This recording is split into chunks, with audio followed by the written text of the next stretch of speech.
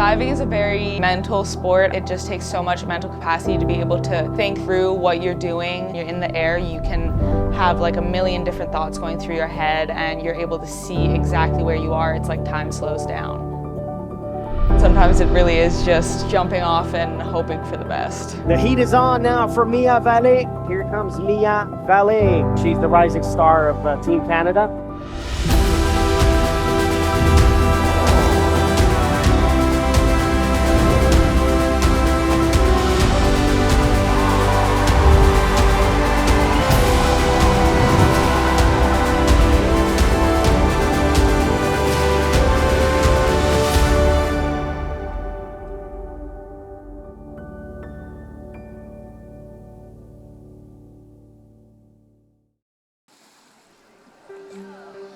So I started diving at 5 years old. I've always been a super active kid, super excited. I was doing like swim practice in the morning and I saw people throwing themselves off the boards and I was like, ooh, that looks like fun. So my parents signed me up and I just never stopped. I don't think they were ever too worried. There's some photos of me too from when I was a kid. I look at them and I'm like, that did not look very safe. Like that was very high. So I think I kind of got introduced to it a little early with that. Canada's an incredibly beautiful country. I loved growing up there. I love living there. It's such an amazing place. In the summer and when you go to a lake house and it's just so beautiful. You know, you hit like 8 months of winter and like that does suck. But then when spring comes, everybody's just so happy and wants to be outside constantly. If you drive 1 hour away, you're like in the mountains, nature as far as you can see. It's something that a lot of people really appreciate who live there. Well, there's 3 events in diving. So there's the 1 meter springboard, which bounces. It's like an aluminum board. There's a 3 meter springboard, which is the Olympic event. And then there's the tower, which is 5 meter, 7 meter, and 10 meter. And then when you get to the Olympics, it's only 10 meter. Usually they make you do all 3 until you get old enough to choose one that you specialize in. And at 14 years old, you're allowed to start the 10 meter because the impact can be really strong. I went to a few international competitions like Junior Pan Ams and other meets, but I hated it. Absolutely hated it. I was terrified. Every single day I had to go and jump off the 10 meter. At the end of the year, I found out that the impact had actually closed my growth plate early in one of the bones in my arm, and so they were the wrong length and they were about to fracture my wrist if I kept diving up there. My coach was like, oh, we'll just specialize in springboard, like don't even worry about tower anymore. And I couldn't be happier because I really did not enjoy doing that height. It was not for me. When I was 16, I was doing pretty well. I'd qualified for a few international senior meets and I had a few junior meets coming up. By the end of the year, like in June, I kind of realized I wasn't enjoying the sport anymore. I cried on my way to practice almost every day. I hated being there. When I was younger, I had a lot of mental blocks and I was really, really scared of a lot of stuff. It was just a really bad environment for me mentally, and so I decided that I didn't want to do it anymore, and so I quit. And I honestly didn't have any intention of coming back. I really didn't. And so I met with our federation and they helped me pick a coach that would probably help me enjoy the sport a little bit more, helped me like focus on enjoying practice itself, being with friends, and helped me learn to love the sport again. And within a year, I was loving going to practice, even if it was just me there and having fun. And that's actually when I also decided to come to the US, because during my break, I kind of reevaluated my priorities and decided that school was more important for me and that I really wanted to make sure that I would get a degree. And so I made that decision, and that was when I decided to come to Miami. But when I came down, I really wanted to make it a priority that, you know, I wanted to do the school, but I also wanted to pick a school that was gonna let me, you know, chase my diving dreams as much as possible as well. I was looking, I didn't know anything about the US. I had never heard of the University of Miami. I didn't know who Randy Abelman was. One of my coaches at the time, when I finally told him I was looking at the US, he said, well, at least pick a school that's good at diving. He listed a few, and one of them was the University of Miami. And obviously I'm like, ooh, Miami, that's great.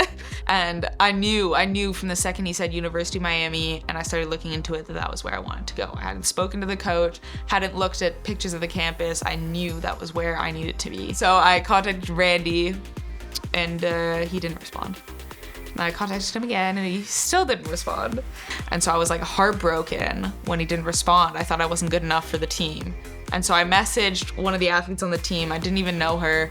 And she spoke to Randy for me, and he called me like 2 days later, just out of the blue. No email back, nothing. Just called me. I got a 305 number on my phone. And I was like, oh my God, this is probably Randy Abelman. And so I called my mom into the room and I put him on speaker, and he's like, hi Mia, this is Coach Randy Abelman. Saw your videos, you look great. And one of our athletes just medically retired yesterday, so her scholarship's yours if you want it. He's not the best at recruiting.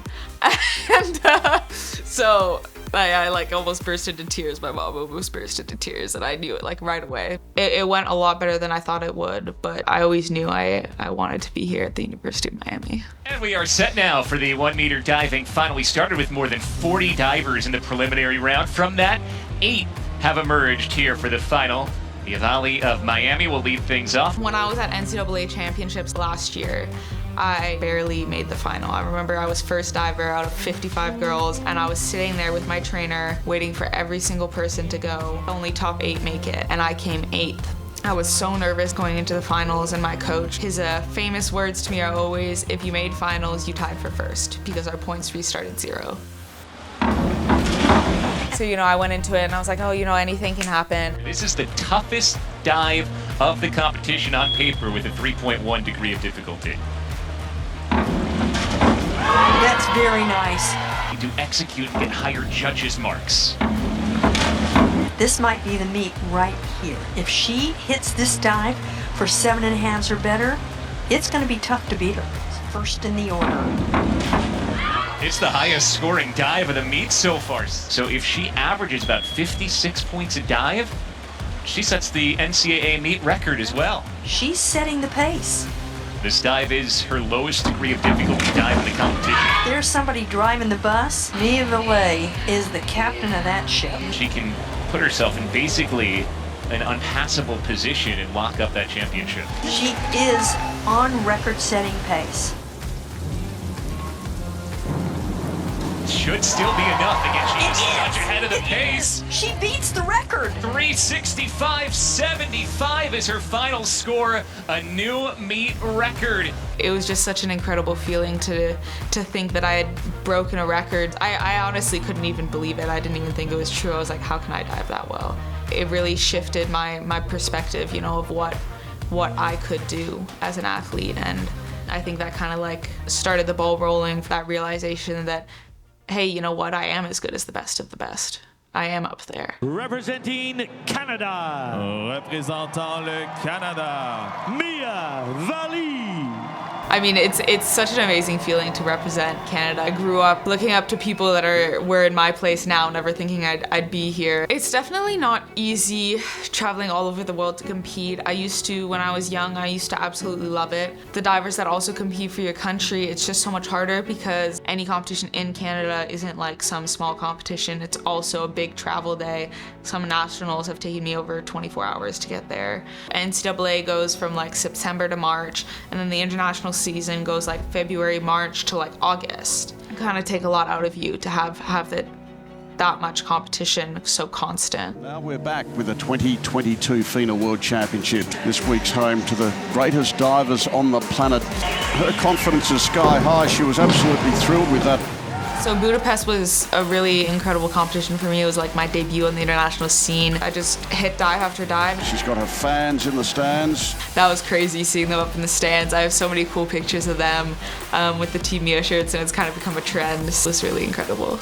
I didn't think I had a chance at a medal even going into the last dive. I remember doing it and I was like, oh, you won't get a medal, but just you've done 4 good dives, put another one on your head and you'll be proud of yourself and you can walk out here with your head held high. When I came out of the water and everybody's screaming and I'm like, oh, what's happening? What's happening? And then somebody tells me I won a medal and I could not believe it. I never would have thought if you had told me 2 years ago I would have won a silver medal at Worlds. I wouldn't even have believed you. So I had a disaster happen on Tuesday morning when I started my week. I did a backflip for the first time in 2 years and I went straight up and my feet landed between this little plastic thing on the ground and our mats. I couldn't feel my foot. My coach was freaking out. I leave on Monday for our world trials and I'm just really hoping that it feels better. I'm like sitting in the morning at practice and Randy and one of my teammates is like, oh, why don't you do like backflips on the ground? Why don't you ever do these flips on mats instead of on boards that go onto a mat? And I was like, because 2 years ago, Randy, you told me I did one and you told me to never do them again because it was really bad. He was like, oh, I wonder why I would say that. So I was like, okay, I'll try one. And I did one and I went straight up instead of backwards and my foot slipped. We have like a plastic like level thing that holds up the mats since our dry land is outside so that they don't sit on the wet ground. And my foot slipped like between the plastic thing and the ground, and like my whole foot was purple. Like I couldn't feel my foot for the first 30 minutes.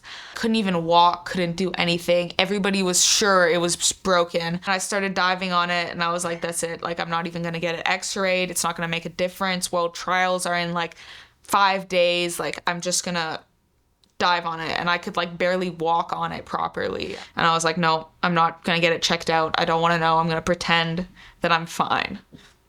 And it worked.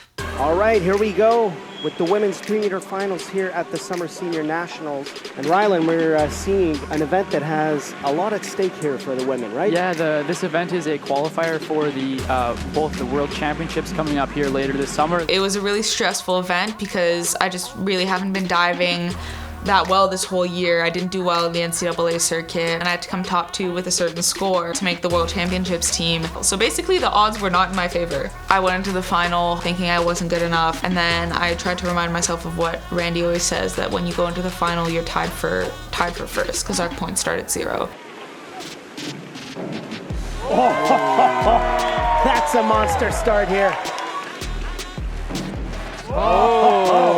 That's a really good response. Randy Abelman from the University of Miami, he's very happy. And I had the best list I've done in a long time. Last diver of the round, but none the least, Pamela Ware. And another good one. This is some really high-level diving we're watching. Pamela Ware, she's an amazing diver. She's been to 2 Olympics. She went to Rio and she just went to Tokyo. Nicely done.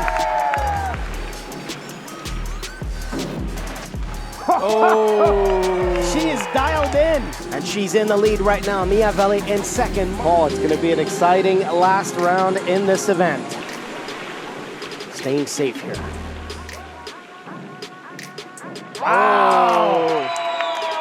That is some really good diving we're watching. And the pressure is on for Pamela Ware. She's been having an awesome competition so far. And she hold on to that rhythm for one more. Wow. And she does just that. That will for sure be the national champion here on the 3-meter. To see her succeed, even if it's, even if it's not me at the top, I'm still proud of her every time she comes out on top and kind of shows the world what she can do. Come with us to our first practice in Miami. So we're training for World Championships right now, which is in about a month. We're both going to be competing individually on the 3-meter, but we're also competing as a team for Canada in the synchronized event. It can take some time for 2 people to sync up their dives since everybody kind of has a slightly different style. And this is only our 5th practice together, including the World Cup competition in Montreal where we got a bronze. We're both super happy with how this first practice went. I mean, our synchronization was even better than last time we were together. So overall, just super excited to see what's going to happen in the future and what Japan's going to bring us. Here we are all of a sudden, I'm like going to the World Championships. I'm doing synchro with Pamela Ware, somebody that I saw at the top my whole life. It's just an insane feeling being somebody that's looked at not only by Diving Canada as like a young up and coming athlete, but as a world class athlete that can compete with the best of them. And they just paired us together at the World Cup in Montreal, and after our first competition we came 3rd. We had only been practicing together like 3 or 4 days, and we both made it to the World Championships. So we're doing synchro again there, and we're really trying to get the quota spot for Canada for the Olympics. So you have to qualify a spot so that your country can compete in the Olympics in some events. I'm just really excited for all of it because she has so much like experience and knowledge that I'm really like listening to her and seeing how she practices, how she deals with adversity and all this stuff. And also just getting to know her because, I looked up to her as a younger athlete, was doing all her Olympic stuff when I was kind of just starting out. It's just crazy to see how times have changed, and to know that I can dive at the same level as her. Just seeing how much she's overcome in the past couple years makes me proud to be able to call her my partner and stand beside her up there on the board.